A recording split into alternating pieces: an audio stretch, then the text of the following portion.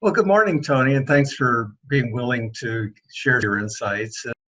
Yeah, so well, thank you for inviting me, Rod. It's been a real pleasure working. We've worked on this together for a while now.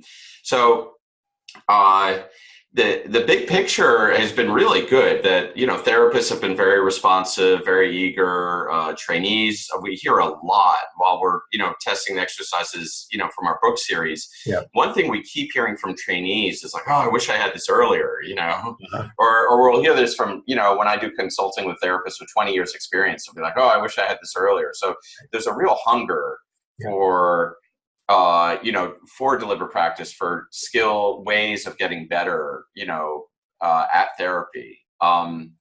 And uh, and when it works, it seems to work very well. Mhm. It seems that therapists, their ability to pick up skills can happen a lot quicker than Mhm. otherwise, or they have the ability to pick up skills that otherwise they were just very, they might have understood intellectually, but they had a hard time actually operationalizing. Uh-huh. Um, and the preliminary qualitative data we're getting from studies supports this. We still are waiting for kind of the bigger end quantitative data. And so that's the good news. The other news is that it can be challenging, and particularly uh, one of the challenges that keeps coming up is figuring out where to focus deliberate practice. Mhm. So, in Exactly. other words, what do you practice? Yeah. Right. And so Erickson's research and research by others has shown that, just rehearsing things doesn't automatically make you better. If I Mhm. just go out there and start, swinging a golf, club at balls, I'm not going to get a lot better. Like, I need a coach to really tell me like what to do. Right. And so there's a bunch of debate about this. Do we, focus on skills from specific models like CBT or whatever? Do we focus on more, trained theoretical constructs like Alliance? My particular interest has been focusing on like inner skills to Mhm. build the psychological capacity of the trainees and therapists. But this is an open question that really just warrants a lot of more research. My path into this has been looking initially at expertise and how people become experts, and certainly that's been your path as well. And that speaks to a particular kind of deliberate practice and very much more individualized. And then more recently, we've been talking as well about training for competence, whether it's competence just at the very basic level that things all counselors and psychologists should know, or competence related to particular models, or as you're saying, the pan-theoretical models. Yeah, so that's another question. The APA wants training to be done under the competency-based, rubric, and I'm a big fan of competence. But there's kind of the question of achieving competence or adherence in a model. Is it actually going to help the trainee or therapist be more effective with the client? Mhm. And so, ideally, we're constantly assessing the outcome data in terms of, do the skills translate into improved client outcome?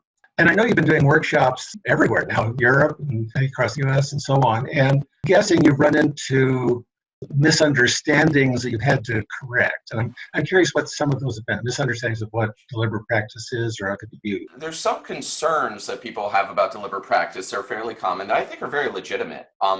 And so they come up in almost all my workshops. So one of the concerns is therapists will sometimes be worried that rehearsing skills again and again will kind of turn them into therapy robots. Mhm. Will they're, uh, and there is a risk if you're just mindlessly repeating and memorizing lines.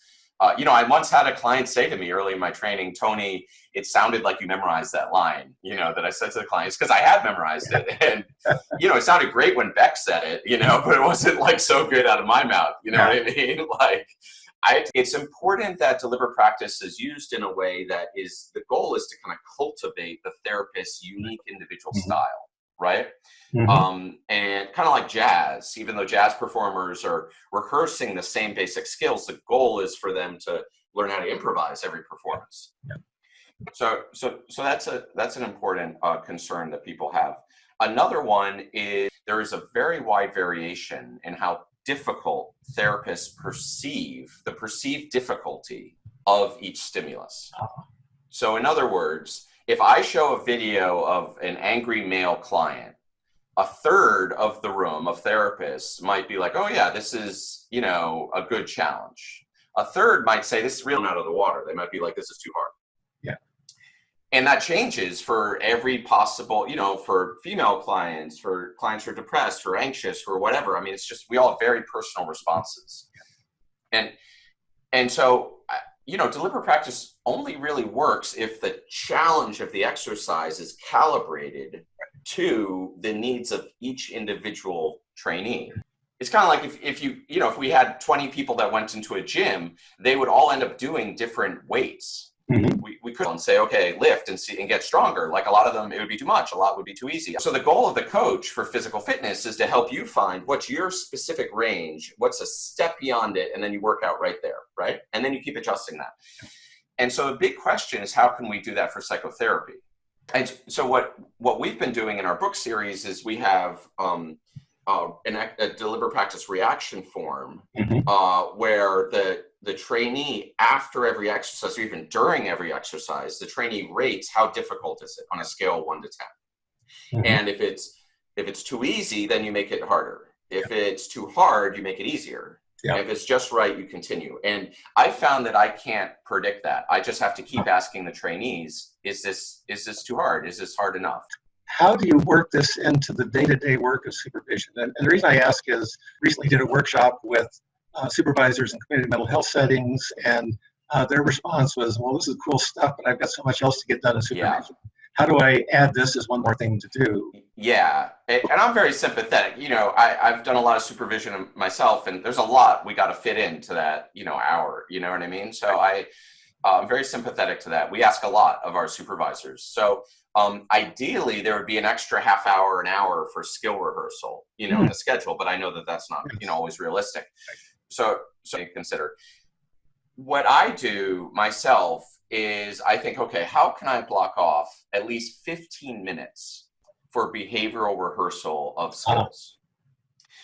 And we identify skills that the trainee is very motivated to acquire. So somewhere they're getting stuck with one of their clients. Mm-hmm. It could be an interpersonal skill with the client, or it could be an intrapersonal within the trainee. Countertransference and that sort of thing. Yeah, experiential avoidance. You know, maybe the client is you know, very provocative, and the trainee is kind of freaking out, and you know, and so that would be like an inner skill, is like staying self-aware, self-regulated, that kind of thing. Yeah. And an example of an interpersonal skill would be like goal setting, repairing a rupture, you know, that kind of stuff, right? And so we identify a skill, and I'll try to block off 15 minutes. Not the last 15 minutes, like maybe the middle 15 minutes, and say, let's just rehearse the skill, and I'll give you feedback while you're rehearsing, and we'll keep checking to see if it's the right difficulty level. And then so the trainee has an opportunity to really get into their muscles, to operationalize what they've been learning cognitively. And then we've got the rest of the session, if they have questions about it or whatever, to kind of talk about it intellectually. And I've found that when I'm able to include 15 minutes of skill rehearsal, the trainee's sense of effort, because they've had 15 minutes to rehearse, to make mistakes, to flush out all the mistakes they're going to make before they sit with the client. It's just carving out time, which is hard to do because we've got a lot to do, and so it takes some discipline on the part of the supervisor. You do this has just been so helpful to kind of get finishing touches and some extra wisdom. So, cool. Well, thanks for including me. Good. Yeah, it's great.